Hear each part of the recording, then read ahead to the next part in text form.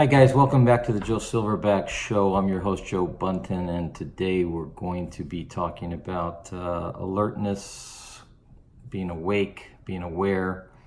I get a lot of questions coming in about, what do I think about travel? What do I think about education? What do I think a young man should be doing at this stage in his life? And as all of you who just allow the answers to intuitively come, we know that there is no one easy answer, but what we do know is that, and what I do know and what I can share with you is that whatever you do, if you do it with alertness, awareness, with consciousness, with intention, is going to be that much more rewarding for you. So the idea that, travel is a great experience for young people, well, yes and no. Travel can be an escape, it can be an avoidance of work, it can be avoidance of making commitment. And travel can also be some of the most educational times in our lives. It's what we bring with it. And it's what we bring to our work, to our study, to our family life, to our relationship. These are the big five. And so let's just sink into that for a moment. If I were to summarize what all my decades of spiritual, religious, consciousness studies have to teach and instruct, I would say that I could summarize that in one word: being aware. Being aware of your surroundings, being aware of your own thoughts, being aware of your own emotions, being aware of the mind and heart-body connection, being aware socially of others, being aware socially of other sentient beings in the world. The more that you walk and wake and use your time wisely to surround yourself with all the beauty, all the goodness, all the intelligence that the world is providing you at any given time, the more the universe will be pouring beauty, goodness, and intelligence into you.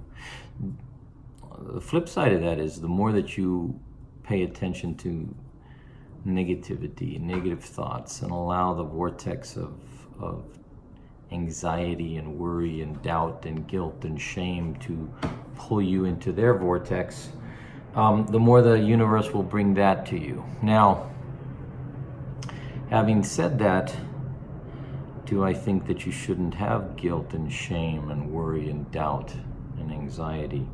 Yes and no. These are like pricks of pain that a cactus will do if you're not paying attention when you're moving through a garden and ouch, you stepped in a prickly pear stuck into your foot that had fallen onto the ground and was just standing so. As happens to me in my mom's garden almost every time I'm over there. Or you brush up against some cholla in the desert and bang, ouch, prick. Okay, so life is full of pricks and pains and irritations, and these are wake-up calls just to be alert. Be alert of where the danger is. Be alert of where the pain is coming from. Be aware of the source of the pain and follow it. Don't be afraid of it, just follow it.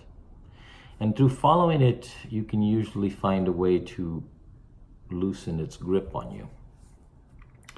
In the same way, you can begin to attune yourself to a universe and a world and a mind and a heart and a connection to others that is peaceful, that is exciting, that is beautiful, that is educational, that is intelligent, and that is filling you at all times with intelligence, with beauty, with grace, with wisdom. Okay, having said that,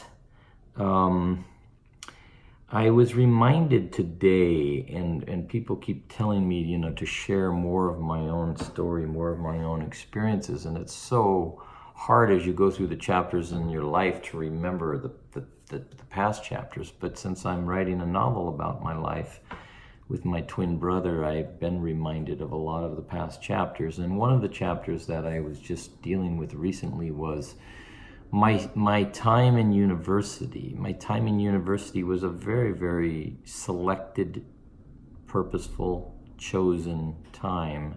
And it was a time also where I decided to be with my twin brother instead of moving away from my twin brother and being with my girlfriend of 5 years, whom I thought I was going to marry. And I chose to be with my twin brother at a time where we had met somebody who became our mentor, our guru, our teacher. And for 3 years, 18 to 21, maybe 17 to 22, if you take into account the year that we met him before we actually studied seriously with him for 3 years. We were intentionally designing our lives to say, hey, I want to be more awake, I want to be more alert, and I want to grow, and I want to maximize my growth potential. So alertness, awareness, self-awareness exercises were part of our daily routine. And one of the things that we did at this time, one of the many, many things, we studied an organization called the Gurdjieff-Ospinski Group. And before going and participating in their group, I watched the film and read the book, Meetings with Remarkable Men by Gurdjieff. And Gurdjieff was a trickster. He was a man between East and West. He was a highly educated man, self-educated and self-learned, and he intentionally traveled the world with a consciousness of meeting remarkable human beings to see what he could learn from them. You need to look him up. Meetings of Remarkable Men, you could also say, is the segue into this video right now, because if you want to meet remarkable human beings, remarkable men, remarkable women, remarkable children, remarkable anybody at any stage in life, just set that as your intention. Set that as your intention. I told you a story about my son who at 24 had an epiphany and decided that his whole life up to that point had been very superficial, and he decided to shut off all of his social media and walk with a more deeper sense of consciousness and purpose. And in a very short time, he started having magical things happen. He was in Los Angeles and he was walking through the streets, and he noticed across the street somebody's garden was organically different than all the rest of the manicured gardens in this area, and it was a pretty wealthy area, and this garden intrigued him. It was one of those little choya pricks where, he said, wow, I want to go look at this garden. And he went to look at this garden, and then after looking at the garden, he says, I want to go and tell this person how much their garden inspired me. And he went and knocked on the door.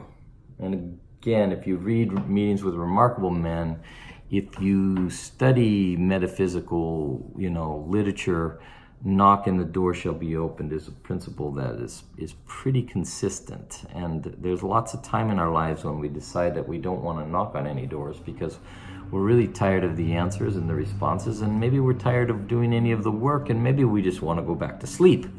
So life is a state of either being awake or asleep, even while we're physiologically awake. So he knocked on the door, and this little old lady came to the door, and he told her his experience with her garden, and she lit up like a light bulb, like anybody does when you go to them and you say, wow, it's, I really want to know about your story. I mean, how is it that your yard is so different? And she told him about her history coming out to California and how her garden was her sanctuary, and she brought him in the backyard, and she gave him tea, and this became a meeting with a remarkable human being. So I think that that's the answer to the question of, is traveling a good thing? Should I travel with my boyfriend? Should I travel with my girlfriend? Should I go and travel right now while I'm young? Well, I want you again to steer you toward meetings of remarkable men, and I want to also encourage you, because I'm a twin, and I had designed my entire post-college life was going to travel around the world with my twin brother. And it didn't happen. My twin brother fell in love and dropped out of college. I graduated without him, and I went on my trip alone.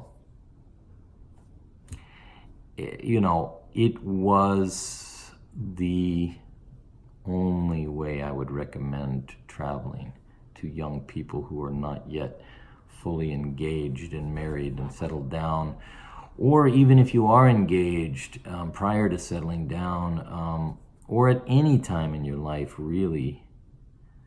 There is nothing going to connect you to meetings with remarkable human beings than traveling alone and following your intuition, following that inner guide, that voice inside of you. There's a book called A Story Like the Wind, A Story Like the Wind. If you haven't heard of it, if you haven't read it, it's precious. Of course, if you're used to this genre, this generation's genre of just, fast-paced, novels that are designed for films more than they are for reading, this might be a little bit slow for you. But The Story Like the Wind is the story. It's a coming-of-age story, and it's a coming-of-age story of a boy in the outbacks of South Africa whose father is away, and he has a dog, and he has a dog and a gun, and he goes out and about, and it's his coming of age story, and the meeting with a bushman who has followed some tapping inside because some premonition is happening, and he's just following. And he's in essence, this coming of age story is the meeting of the wise man and the meeting of the three wise men, because this boy ends up meeting three different wise men. My story is like that, and probably your story too, if you've been awake, or even if you haven't been awake and now you're just becoming awake, you might start to recall the wise men and women along your journey, and you might even go back and write about these people and these experiences, because consciousness is something that evolves and grows and changes, but we carry it along the river of our life. Remember the river and all the voices along the river, and why the Buddha, the Siddhartha, found that the ferryman at the river, who was just quiet, silent, leading a life of solitude, was his deepest instructor. The story at the river, the story of life, meetings with remarkable human beings, all begins with our intention and our desire. That's the silverback. Namaste.